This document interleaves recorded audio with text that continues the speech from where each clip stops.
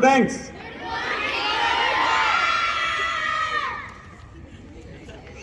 छोटे बच्चों में बहुत जोश है। मंजिलें उन्हीं को मिलती है जिनके सपनों में जान होती है।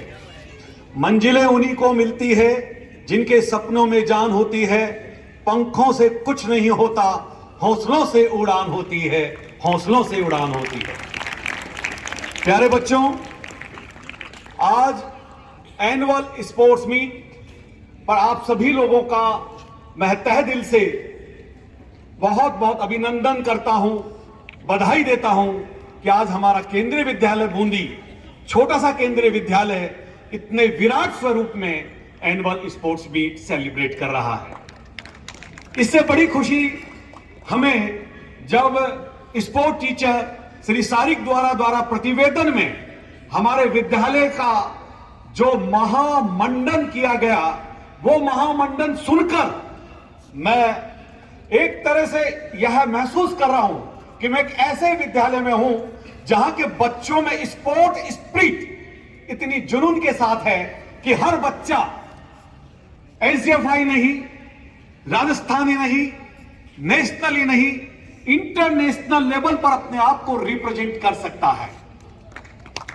इतने सारे बच्चों में एसजीएफआई पार्टिसिपेट करना, स्टेट लेवल को पार्टिसिपेट करना, यह कोई आसान खेल नहीं है।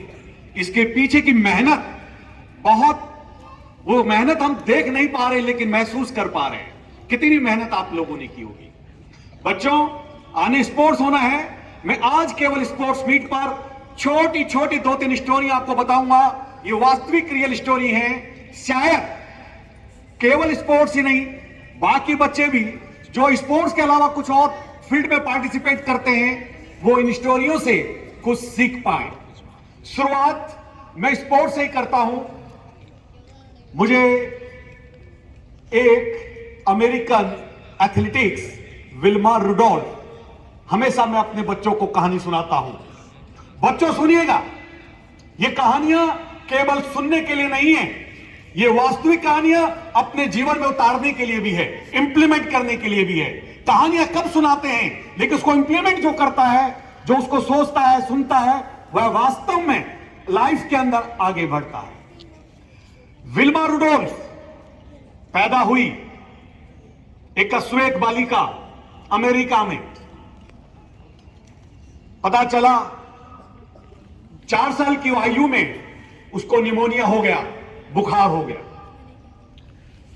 निमोनिया इस कदर बढ़ गया, पता चला वह बच्ची चल नहीं पाई, पैरालिसिस हो गया, पोलियो से ग्रस्त हो गई। उस जमाने में मैं आयु बता रहा हूं 1950 की आसपास की आयु, जहां शायद पोलियो का उपचार नहीं था। वह पोलियो को ग्रस्त हो गई। पोलियो से ग्रस्त होकर पेरेंट्स उसको डॉक्टर के पास ले गए। डॉक्टर ने कहा कि यह बच्ची अब कभी चल नहीं पाएगी। जब वो बच्ची ग्राउंड पर बैठती थी, बच्चों को खेलते देखती थी, भागते देखती थी, वो डॉक्टर से नहीं, अपने अभिभावकों से पूछती थी कि पापा क्या कभी मैं चल पाऊंगी। पेरेंट्स ने कहा बेटा, डॉक्टर ने मना कर दिया कि अब आप कभी चल नहीं पाओगी, आपके लिए व्हील चेयर आ गई है।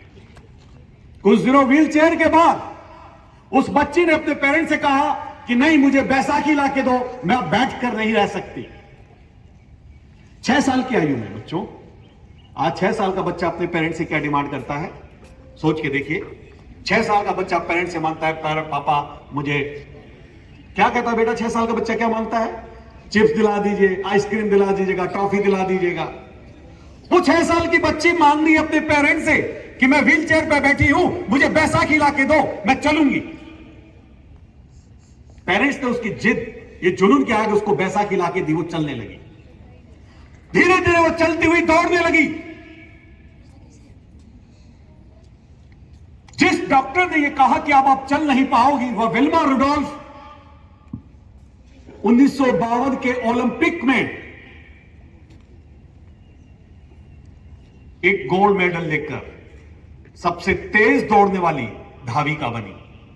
और 1960 के रोम ओलंपिक ने 3 गोल्ड मेडल लेकर दुनिया की सबसे बड़ी धावक बनने का गौरव उस विल्मा रुडोल्फ अश्वेत बालिका ने प्राप्त किया, जिसे अमेरिका के अंदर ही नहीं पूरे वर्ल्ड में द ब्लैक पर्ल के नाम से मशहूर किया गया और जाने लगी। पोलियोग्रस्त महिला दुनिया की तेजधावी का।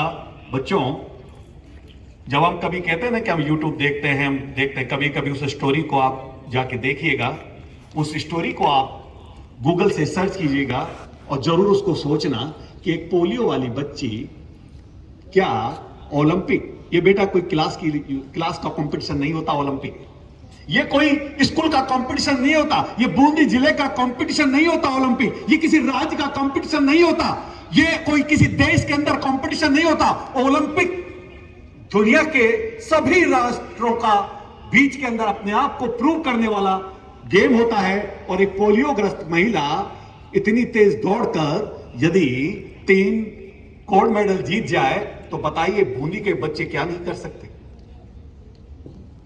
अब एक दूसरी स्टोरी सुनाता हूं। मुझे याद आ रहा है माइकल फेल्प्स। जब मैं कभी कभी ओलंपिक देखता था तो मुझे याद है, मैं उस समय केंद्रीय विद्यालय में ज्वाइन किया था, तो मैंने देखा क्या शोर मच रहा है। आज हम एक तालियां बजाते हैं बच्चों के लिए, ये दुनिया में फिक्स है। 99% लोग केवल तालियां बजाते हैं और 1% लोग दुनिया में अचीवमेंट लेते हैं। वो 1% लोग में हम अपने आप को शामिल करें कि हम अपने लिए 99% लोगों को तालियां बजाने पे मजबूर करते हैं। माइकल फेल्प्स जब स्विमर के रूप में पार्टिसिपेट किया तो 2004 के एथेंस ओलंपिक में केवल 1 गोल्ड मेडल जीत पाया। तो उसने देखा कि म्यूनिक ओलंपिक 1972 के अंदर मार्क स्पिनिज ने एक ही ओलंपिक में 7 गोल्ड मेडल जीता। मैं ये कैसे अचीव कर सकता हूं? एक ही ओलंपिक में, एक ही स्प्रिंट स्विमर्स में 7 ओलंपिक में मार्क स्पिनिज जीत गया। क्या मैं हासिल कर सकता हूं? 2008 के ओलंपिक के अंदर, बीजिंग ओलंपिक में दुनिया में उसने इतिहास रच दिया। 8 स्वर्ण पदक जीतकर दुनिया में उसने अपने आप का इतिहास रच दिया। बेटा, अपनी जमीन है, अपना आसमां पैदा कर, अपना नया विश्वास पैदा कर। जिंदगी भागने से नहीं मिलती, अपना नया इतिहास पैदा कर। माइकल फेल्प्स ने एक इतिहास पैदा किया। जब एक अमेरिकन पत्रकार ने माइकल फेल्प्स का इंटरव्यू लेने के लिए कहा, सर मैं आज आपका इंटरव्यू लेने चाहती हूं, 8 ओलंपिक आप जीते हैं। तो माइकल फेल्प्स ने कहा, बिल्कुल, स्माइल दिया, आप बैठे, बताइए। बोला आज कैसा महसूस कर रहे हैं? बोला मैं माइकल फेल्प्स मुस्कुराया और कहा कि जब मैं ओलंपिक में पार्टिसिपेट कर रहा था तो मुझे पता था मुझे रिकॉर्ड तोड़ना है। रिकॉर्ड किसका तोड़ना है? मार्क स्पिनिज का। जब आप किसी खेल में जाते हो, किसी भी स्पर्धा में जाते हो पढ़ने में, तो रिकॉर्ड तोड़ने के लिए जाते हो। मुझे मार्क स्पिनिज का रिकॉर्ड तोड़ना है तो मुझे कुछ करना पड़ेगा। बोला क्या करना पड़ेगा? मुझे मार्क स्पिनिज की स्टडीज को देखना पड़ेगा। मुझे सामने वाले को हराना है तो सामने वाले की स्टडीज को समझना पड़ेगा। वो 1 स्टेप बढ़ा रहा है, मुझे 2 स्टेप चलने पड़ेंगे, तब मैं सामने वाले को हराऊंगा। उसने कहा कि मार्क स्पिनिज को स्टडी किया तो पाया कि प्रतिदिन वह पानी में 8 घंटे रहता है। 8 घंटे। तो बोला मुझे क्या करना पड़ेगा? उसका रिकॉर्ड तोड़ना है तो स्वाभाविक है मुझे उससे ज्यादा मेहनत करनी पड़ेगी। यह सही है कि नहीं बच्चों? किसी को हराना है तो उससे ज्यादा मेहनत आपको करनी है कि नहीं?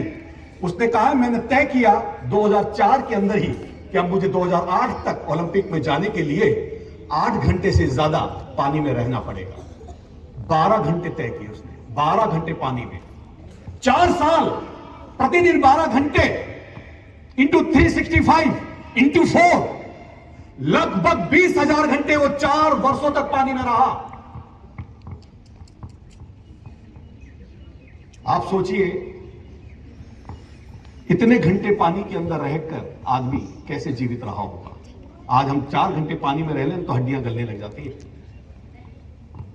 जब कुछ करना होता है, कुछ बड़ा करना होता है, कुछ नया करना होता है, तो कुछ बड़ा करने के लिए बहुत कुछ सैक्रिफाइस करना पड़ता है। माइकल फेल्प्स ने यह सैक्रिफाइस किया, बीजिंग ओलंपिक में 8 स्वर्ण पदक पाया और उसने कहा उस महिला पत्रकार से कि यदि आप मेरा रिकॉर्ड तोड़ना चाहते हो तो 12 घंटे से ज्यादा आपको पानी में रहना पड़ेगा। यदि आप 12 घंटे से ज्यादा पानी में रहोगे तो आप मेरा रिकॉर्ड तोड़ सकते हो। इसे कहते हैं रिकॉर्ड तोड़ने के लिए मेहनत। बच्चों, मेहनत करने के लिए ये तो एक इंसानियत कहानी है। ये दो कहानियां हमें किसी भी फील्ड में आपको बता देंगी कि हमें क्या करना है। जब हम गूगल पढ़ते हैं, सर्च करते हैं, तो ऐसे स्टोरी पढ़ते हैं, तो मैं आपको एक ऐसे जानवर, पक्षी की कहानी सुनाता हूं जिससे मैं बहुत सीखता हूं। वह है बाज, चील। नाम सुना है चील का?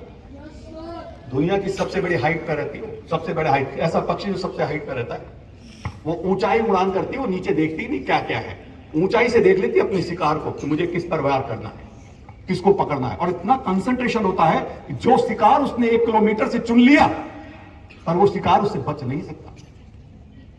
उसकी आयु होती है 40 साल।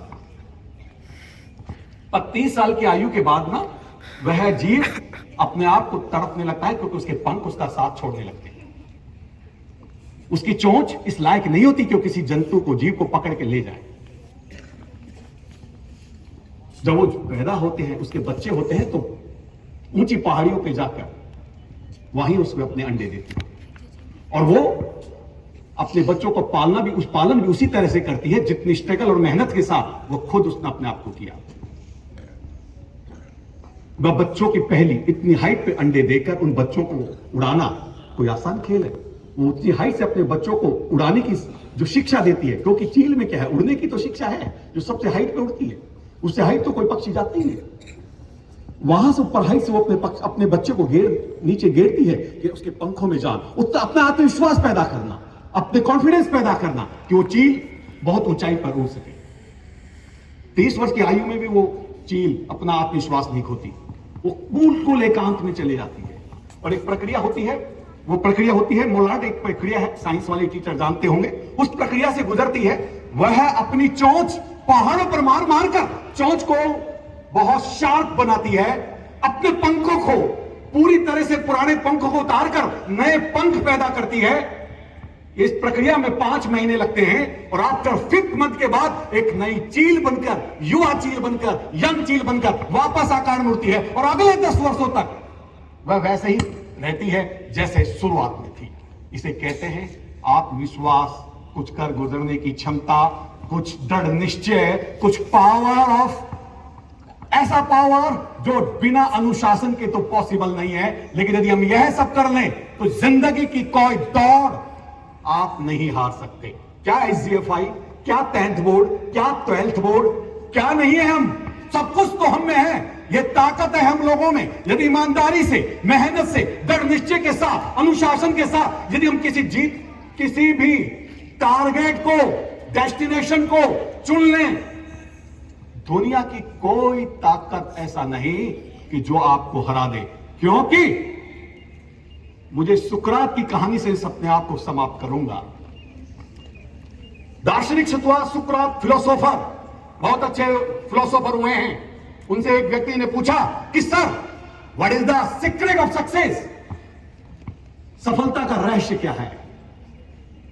सुकरात ने कहा, कल सुबह मैं नहाने जाऊंगा, नदी पे सुबह आ जाना। सुबह वो पहुंच गया व्यक्ति, सुकरात जी नहाने में गए, बोले पानी में उतर के आगे चलो। वह व्यक्ति महाशय सुकरात के साथ पानी में चल गए। थोड़ा दूर आने के बाद पानी उसकी नाक तक आ गया। बोला सर आगे तो मैं डूब जाऊंगा। बोला नहीं, हम यहीं इसीलिए आए। सुकरात रुका, उस व्यक्ति को पानी के अंदर दबा दिया। वो तड़पने लगा, कितनी देर पानी में रहेगा, वो तड़पने लगा, पानी जाने लगा। सुकरात ने उसको कठोरता से रखा और वो मचला ऊपर आने के लिए। ऐसा ही होता है, जब पानी में कोई आपको डुबोगे, कोई भी डुबोएगा तो आप क्या करोगे? ऊपर आने के लिए मचलोगे। जब बहुत देर हो गई, काफी देर उसकी सांस फूलने लगी, सुकरात ने उसको पानी से निकाल दिया। बोला कैसा फील कर रहे हो? बोला नहीं सर, यदि मैं, बोला आपने अंदर पानी में रहने के बाद आपने क्या सोचा? बोला कुछ नहीं सोचा, केवल एक ही सोचा कि इस पानी से बाहर अपना सिर कैसे निकालूं। बोला जितने जुनून से, जितनी तत्परता से, जितनी एकाग्रता से आप पानी में रहकर अपने आप को सांस लेने के लिए बाहर निकाल रहे हो, यही जुनून सफलता का रहस्य है। किसी काम को करने के लिए इतना ही जुनून चाहिए जितना जुनून आपको लास्ट मौके पे अपने आप को सीखने के लिए।